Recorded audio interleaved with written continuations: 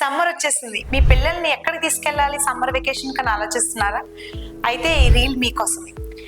Summer వెకేషన్కి వెళ్లే ముందు dental checkup చేయించండి. ఎందుకో పూర్తిగా ఈ వీడియోని చూడండి. మీ పిల్లలకి డెంటల్ చెకప్ అంటే ఎందుకు అంత భయమో తెలుసా? పేరెంట్స్ ముందే డెంటల్ క్లినిక్ వచ్చే ముందు ఇంజెక్షన్ వేస్తారని భయపెడుతూ ఉంటారు.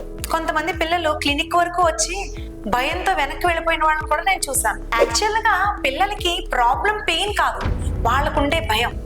ఫస్ట్ ఎక్స్పీరియన్సే బ్యాడ్గా ఉందనుకోండి, నెక్స్ట్ విజిట్స్ అన్నీ కూడా చాలా ఫియర్ఫుల్గా భయంగా ఉంటాయి. సో ఫస్ట్ విజిట్ చాలా కామ్గా ఉండాలి.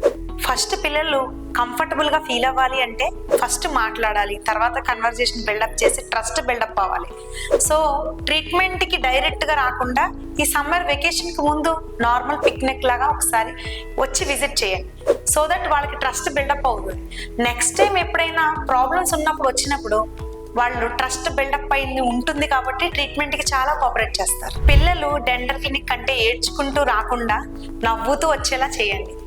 ఈ మంత్ ఏప్రిల్ 10th నుంచి 20 వరకు పిల్లలకి ఫ్రీ డెంటల్ చెకప్ పెడుతున్నాం. సో కన్సల్టేషన్ పూర్తిగా ఫ్రీ. సో వచ్చి విజిట్ చేయండి. నేను మీ డాక్టర్ పద్మావతి.